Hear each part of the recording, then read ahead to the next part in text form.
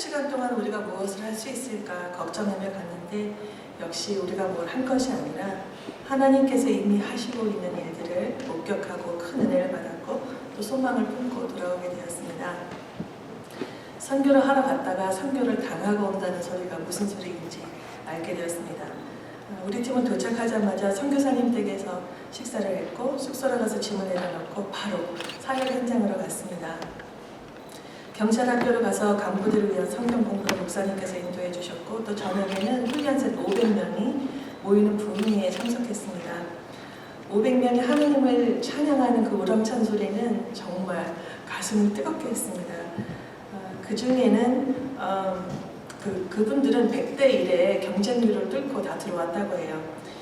그 중에는 머슬림도 있었고 카톨릭 신자도 있었는데 목사님께서 말씀을 마치고 나서 예수 그리스도를 영접하고 싶은 사람 아니면 또 다시 헌신하고 싶은 사람이 일어나라고 하니까 500명이 다 일어서더라고요. 너무 놀랐습니다. 그래서 우리 팀은 그들을 위해 진심으로 안고 다 기도해 주었고 땀이 범벅이 되도록 그들과 함께 뛰면서 찬양하며 하나님께 영광을 올려드렸습니다. 다음날 아침에 현지 목사님들 그 수련회에 참석하기 위해서 저희 팀은 새벽 3시 반에 일어나서 길을 나섰는데요. 4시간을 걸려서 가는 그 차 안에서 우리 팀은 받았던 은혜들을 나눴고 찬양을 부르며 많이 웃었고 우리를 그곳에 보내주신 하나님께 감사했습니다. 몇 마일마다 검문소와 헌병들이 있었는데요. 이는 인신매매단이 언제 나올지 모르는 또 게릴라들, 마약범들 때문에 있었다고 합니다. 거기 탱크도 있었는데 게릴라들이 나오면 정말 그것을 쓴다고 해요. 전쟁터와 같다고 합니다. 그런 것들이 되게 좀 무서웠습니다. 드디어 산기슭에 있는 샌 이그나시오라는 교회에서 현지 목사님들이 한 80여 분 모셨는데 그들 중에는 낙심하고 지쳐서 이제 목회를 그만두고 싶어 하시는 그런 분들도 있었다고 해요. 유재동 목사님은 성령 충만한 기도와 말씀으로 목사님 영어를 그렇게 잘하시는 줄 몰랐습니다. 성령님을 받으시니까 그냥 막 나오시더라고요. 저희도 되게 은혜 받았고요. 우리 팀은 열심히 또 목사님을 위해서 예배를 위해서 중보했습니다. 나눔의 시간들을 통해서 그들의 마음들이 막 쏟아져 나오는데 마음에 묻고 있던 그런 것들을 다 내려놓으셨고 그 내려놓음을 통해서 하나님께서 치유하고 계시는 것을 보았고 어쩌면 우리가 이 일을 위해서 왔는지도 모르겠다라는 생각도 들었습니다. 이분들은 하나님께서 너무나 소중히 여기는 그런 분들이 아닐까 생각이 되었어요. 또 은혜를 받은 것은 우리 선교사님과 또 유목사님께서 그 목회자들의 발을 씻겨드렸을 때입니다. 40도 되는 그 무더위에 조금 덜 열심히 하셔도 되는데 땀을 뻘뻘 흘리시면서 머리를 땅에 깊숙이 대고 그들의 발을 잡고 기도하시는 그 모습이 같은 목회자로서 그들의 아픔을 알기에 더욱더 마음을 쏟아내어 기도해 주시는 것 같아서 너무 은혜가 되었습니다. 그 중에 또 기억해야 될 가정은 알렉시스라고 하는 그 젊은 선교사님의 제자가 있었는데 그 알렉시스 어머니가 10년 전부터 그들의 그 야외에 부엌이 있거든요. 거기에서 지나가는 객들에게 밥도 먹이고 재워주고 하면서 그곳에서 가정 예배를 시작했는데 10년 후에 그러다가 거기에 이제 세워진 교회가 바로 우리가 봤던 그 샌 이그나시오 교회였습니다. 또 다음 날은 가족이 그 깊은 산속에 있는 마을을 위해서 두 번째 교회 Love's Church를 세우고 있는 모습을 가서 보았습니다. 워낙 산속에 있어서 보통 차는 못 들어가고 오토바이하고 그 트럭을 타고 들어가는데요. 오토바이 그때도 사진에서 보셨겠지만 오토바이를 타시고 쫙 들어오시는데 목사님과 선교사님의 모습이 마치 제임스 본드 같았습니다.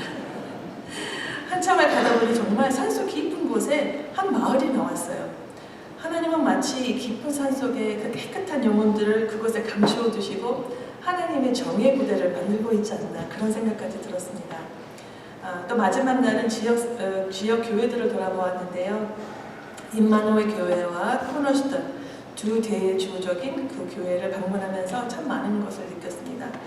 임마누엘 폴로 목사님이 이제 운영하시는데 그 여자 목사님이시고요. 선교사님의 수제자 중 한 분이시라고 합니다. 하나님은 몸이 좀 아프세요 이분이. 그런데 하나님을 사랑하고 교인들을 아끼는 그분의 신실함은 정말 대단하다고 합니다.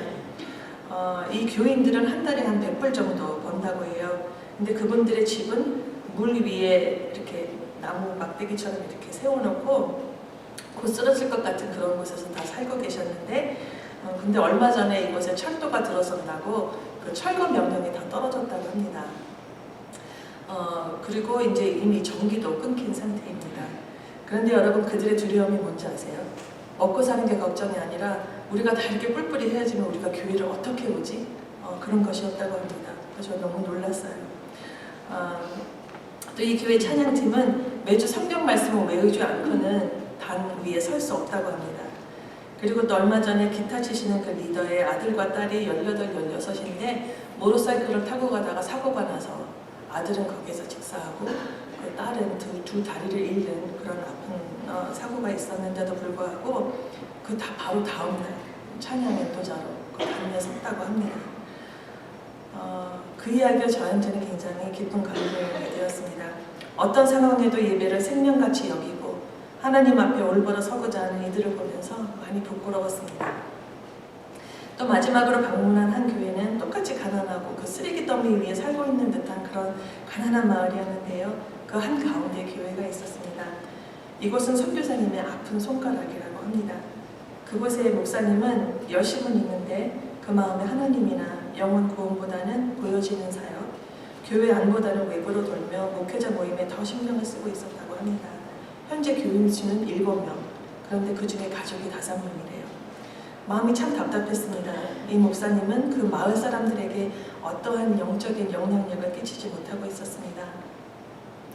우리는 여러 교회의 모습을 하나님의 눈으로 보게 되었고 그들을 위해 기도하게 되었습니다. 그 크리스토퍼 목사님, 지금은 성숙한 믿음의 소유자는 아니지만 머지않아 하나님께서 만지시고 귀하게 쓰시는 목회자가 될 것을 믿습니다. 이번에 선교회 가서요, 쉬지 않고 일하시는 하나님을 목격하는 가슴이 뜨거워지는 선교여행을 했고 또 한 번 가고 난 후에 멈춰지는 선교지가 되지 않기를 기도했습니다. 하나님께서 시작하신 그 아름답고 선한 일들에 조금이나마 동참할 수 있어서 참 기뻤고요. 또 사랑하는 우리 팀과 우리를 위해서 중보해 주신 여러분들, 그리고 예쁜 선물을 만들어 주신 모든 분들께 다시 한번 감사의 마음을 드립니다. 드릴 말씀이 참 많은데요. 시간 관계상 짧게 줄이겠습니다. 정말 꿈과 같은 일주일이었습니다. 하나님이 일하시는 것을 느끼고 보고 맛보고 왔습니다. 하나님의 꿈이 우리 모두의 비전이 되었으면 좋겠습니다. 감사합니다.